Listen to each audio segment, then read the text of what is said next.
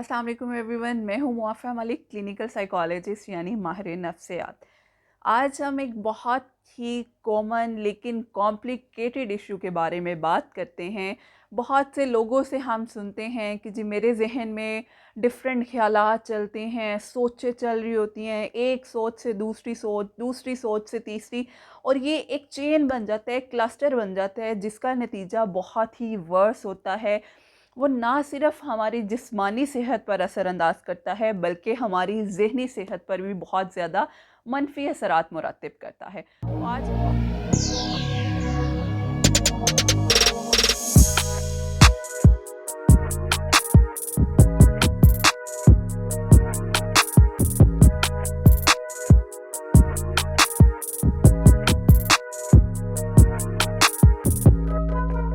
तो आज हम इसी टॉपिक पे बात करेंगे ओवरथिंकिंग के हवाले से। जो लोग हमारे चैनल पे नए हैं, मैं उन सबको वेलकम करती चलूँ।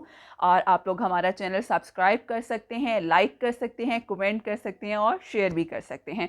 और आप लोग सजेशंस भी दे सकते हैं कि हम आइंदा किस तरह की, किस नौइयत की वीडियोस बनाएं, क्योंकि आपकी राय हमारे लिए बहुत ज़्यादा इम्पॉर्टेंट है। तो जी जनाब, हम बात कर रहे हैं ओवर थिंकिंग यानी बार बार सोचने की बीमारी। मेरे जहन में इतनी सोचें हैं, इतनी ज़्यादा हैं, जिसका नतीजा कुछ भी नहीं निकलता। समटाइम्स ये सोच होती है हमारे माजी से रिलेटेड, पास से रिलेटेड। यानी पिछले साल अगर मैं किसी से झगड़ा ना करती या ये ऐसे ना करती तो मेरे साथ मसला ना होता, पिछले साल मेरी दोस्त से लड़ाई ना होती तो वो मुझे छोड़ के ना जाती। या दूसरी तरफ ये सोचें होती हैं फ्यूचर से रिलेटेड। अगर मैं अपनी प्रेजेंटेशन अच्छी तैयार नहीं करूँगी तो मुझे सबके सामने जो है वो इंसल्ट किया जाएगा, मेरे टीचर मुझे डांटेंगे, मेरे फ्रेंड्स मुझे जो है वो ऐसे फील कराएंगे, लैक ऑफ कॉन्फिडेंस फील होगा। यानी डिफरेंट आपका माइंडसेट बना हुआ है कि जी ओवर थिंकिंग करनी ही करनी है और उसके नताइज निकलेंगे मनफी। उसका कोई भी हमने पॉजिटिव एस्पेक्ट नहीं रखा हुआ। ठीक है। डू यू नो, एक हेल्दी ओवर थिंकिंग भी होती है। हेल्दी ओवर थिंकिंग का मतलब ये है, आप अपनी सारी सोचों को पेज लेते हैं, ठीक है, उस पे लिखते हैं। उस पे लिखने के बाद देखते हैं कि आया इसमें से कौन सा पॉइंट है जो मेरी पर्सनल या प्रोफेशनल ग्रूमिंग के लिए ज़्यादा अच्छा साबित हो सकता है। उसके बारे में मैं सोचती हूँ या सोचता हूँ। उसके बारे में डिफरेंट टेक्निक्स हैं, डिफरेंट चैनल्स, डिफरेंट यूट्यूब की वीडियोस देखते हैं और हम लिखते हैं। यानी एक अच्छी डोमेन में, फॉर एग्जांपल पेपर है, रिसर्च है, थीसिस है, हम कितना सर्च करते हैं, कितनी रिसर्च वर्क करते हैं और एंड पे एक चीज़ हम सही निकालते हैं। ये तो एक हेल्दी डोमेन में चला गया। अब हम जनाब बात करते हैं ओवर थिंकिंग, यानी बार बार सोच रहे हैं, एक ट्रेन से निकल के दूसरी ट्रेन की तरफ, दूसरी से तीसरी, और ये ट्रेन हमारी रुकती नहीं है। और जब रुकती है तब रुकती है जब हमारा माइंड ब्लास्ट करने वाला हो जाता है या फिर हम कोई नेगेटिव जो है वो उसका असर देखना शुरू कर देते हैं। या तो अच्छा, अब आप लोगों को पता है कि ओवर थिंकिंग की वजह से अक्सर औक़ात डिफरेंट साइकोलॉजिकल इश्यूज़ जो है वो पैदा होना शुरू हो जाते हैं। समटाइम्स ओवर थिंकिंग जो है वो डिप्रेशन की तरफ चली जाती है, तो समटाइम्स ये ओवर थिंकिंग जो है वो हमारी एंग्ज़ायटी सिम्पटम्स की तरफ चली जाती है। कैसे जाती है? इस तरह से कि अगर आप अपने पास्ट के बारे में बहुत ज़्यादा सोच रहे हैं, फॉर एग्ज़ाम्पल कुछ ऐसी गलतियाँ जो आपसे हो गई हैं, आप करना नहीं चाहते थे, आप उनके बारे में बहुत ज़्यादा सोचते हैं, लोगों से आपको आइसोलेट कर लेते हैं और आप अपने आप को बिल्कुल तन्हाई में लेकर चले जाते हैं और सोचते हैं मेरे पास में तो इतनी गलतियां थी। तो ये चीज़ें आपको डिप्रेसिव सिम्टम्स में ले जाते हैं। आप कहते हैं कि हम अपने आप को ख़त्म ही कर लें, तो मैंने अपने माजी में इतनी गलतियां की हैं तो मैं अपने फ्यूचर को और अपने प्रेजेंट को भी अच्छा नहीं रख सकती हूँ। दूसरी तरफ चले जाएं, एंजाइटी। एंजाइटी के सिम्टम्स भी बहुत ज़्यादा, हम सोचते हैं फ्यूचर के बारे में, यानी पता नहीं मेरे मुस्तकबिल में क्या होगा, मेरे लिए कोई चीज़ अच्छी हो सकती है या नहीं, मुझे तो अच्छे दोस्त मिल ही नहीं सकते हैं, मेरी ज़िंदगी हमेशा नेगेटिव, बुरी, और बस मैं मर ही जाऊँ तो बेहतर है। ये मनफी हमें माइंडसेट के साथ आता है।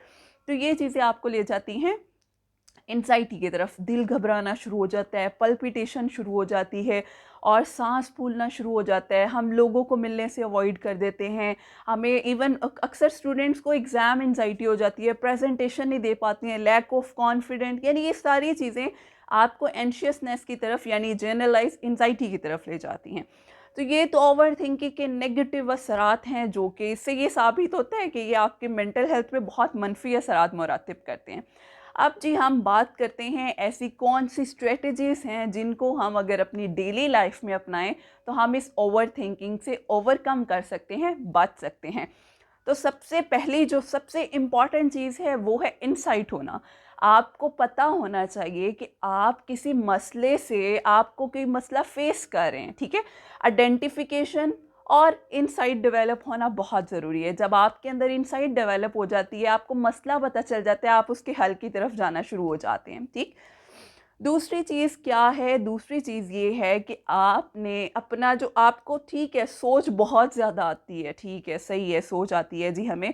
आपने क्या करना है, आपने एक दिन में एक वक़्त मुकर्रर करना है। मैं सजेस्ट करती हूँ ज़्यादातर आपने जो टाइम मुकर्रर करना है वो शाम का टाइम रखें। 4 से 5, 5 से 6, 1 घंटा रख लें, आधा घंटा रख लें, सारा दिन। फिर ये प्रॉमिस आपने खुद से करना है कि भई मुझे अगर सारा दिन ये थॉट्स आएँगी ना, तो मैंने इन थॉट्स को जग देना है, रोक देना है। इन्हें मैं कहूँगी शाम में जाके और अपने सामने जिस तरह से ये देखें, ये मैंने अपनी एक पेपर डायरी रखी होती है, इस पे आपने अपनी सारी वो सोचें लिखनी हैं, ठीक है?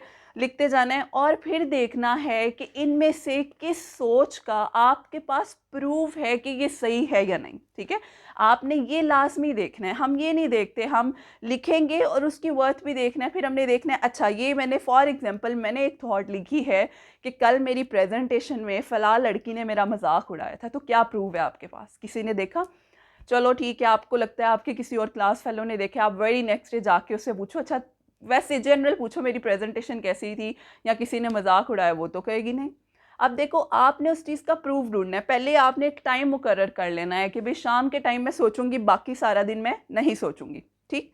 तीसरी चीज़ जो बहुत इम्पॉर्टेंट है, हम क्या करते हैं, हम अपने प्रेज़ेंट यानी मौजूदा हाल में नहीं रहते, या तो हम अपने माज़ी में भटकते रहते हैं या हम अपने फ्यूचर को देखते रहते हैं। हम अपने प्रेज़ेंट को एन्जॉय नहीं करते।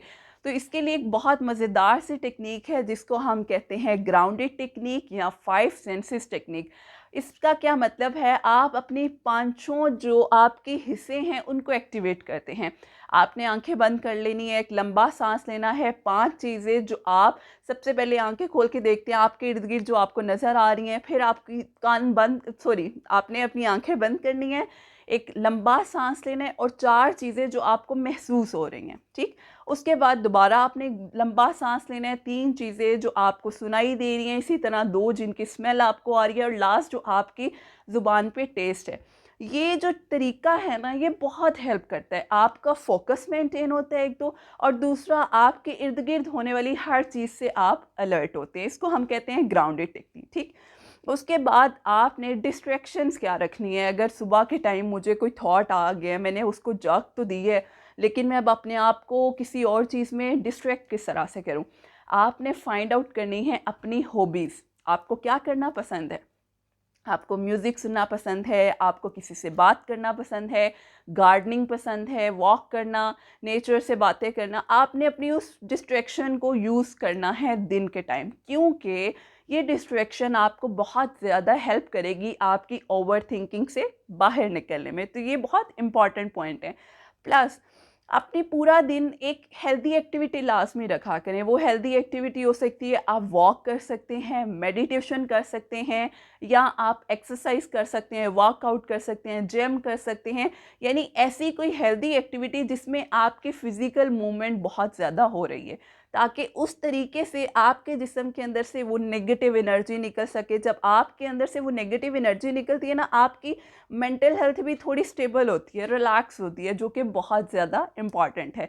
तो ये चीज़ कुछ सिंपल सी स्ट्रेटजीज़ हैं, कुछ सिंपल सी टिप्स हैं। अगर आप इन्हें अपनी डेली लाइफ में अपनाएं तो आप बहुत ज़्यादा ओवर थिंकिंग का शिकार हैं, आपके माइंड में सोचिए ऐसे ऐसे जिगल्स बना के बैठी हुई हैं, तो आप उनको रिजॉल्व कर सकते हैं। इंशाल्लाह फिर हाजिर होंगे एक न्यू वीडियो के साथ। अपना ख्याल रखिएगा। अल्लाह हाफ़िज़।